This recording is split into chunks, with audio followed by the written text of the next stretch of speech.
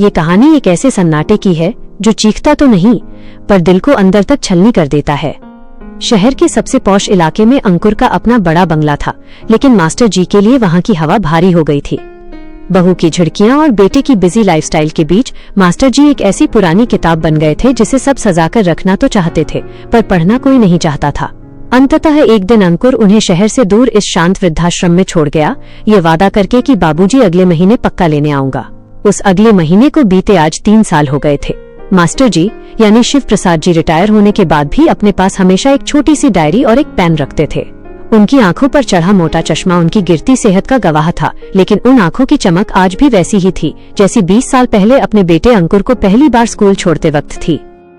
आश्रम के गेटकीपर रामू अक्सर कहता कि मास्टर जी आज धूप तेज है, आप अंदर बैठिए, पर वे बस मुस्कुरा देते और कहते कि अरे नहीं रामू, अंकुर आता ही होगा, उसे मेरा इंतजार करना पसंद नहीं। बचपन में जरा सी देर हो जाती थी तो रोने लगता था। शाम को जब सूरज ढल जाता तो वे धीरे धीरे कदमों से अपने कमरे में लौट आते और अपनी डायरी निकालते। उन्होंने उसमें अंकुर के लिए ढेरों चिट्ठियां लिखी थी जो कभी पोस्ट नहीं की गईं। अगर आपको यह कहानी दिल को छू लेने वाली लग रही है तो कृपया इस वीडियो को लाइक करें और अपने दोस्तों के साथ शेयर करें।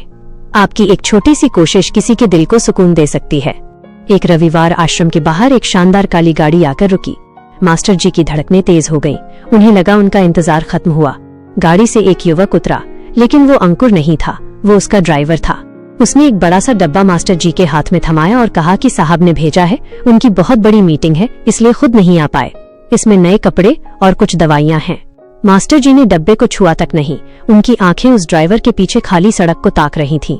उन्होंने कांपती आवाज में पूछा कि उसने मेरे बारे में कुछ कहा। ड्राइवर ने हिचकिचाते हुए कहा कि साहब ने बस इतना कहा कि आपको कोई दिक्कत हो तो बता देना, पैसे भिजवा दिए जाएंगे। ऐसी ही और भी भावुक कहानियों के लिए हमारे चैनल को सब्सक्राइब करें और बेल आइकन दबाना न भूलें। उस रात मास्टर जी ने खाना नहीं खाया। वे खिड़की के पास बैठकर चांद को देखते रहे। उन्हें याद आया जब अंकुर छोटा था और उसे चोट लगती थी तो वो तब तक नहीं चुप होता था जब तक मास्टर जी उसे अपनी गोद में न ले लें। आज अंकुर के पास सब कुछ था, पैसा, शोहरत, बड़ा घर, लेकिन शायद वह गोद और वो एहसास कहीं पीछे छूट गया था। रात के दूसरे पहर मास्टर जी ने अपनी डायरी का आखिरी पन्ना खोला और कांपते हाथों से सिर्फ एक लाइन लिखी कि बेटा, तुम्हारी तरक्की की कीमत अगर मेरा अकेलापन है तो मुझे ये सौदा मंजूर है, बस तुम खुश रहना। अगली सुबह जब वार्डन कमरे में गया तो मास्टर जी हमेशा के लिए सो चुके थे। उनके चेहरे पर एक अजीब सा सुकून था। अंकुर को जब खबर मिली तो वो भागा भागा आया और पिता के पैरों से लिपटकर रोने लगा, पर अब आशीर्वाद देने वाला हाथ वहाँ नहीं था।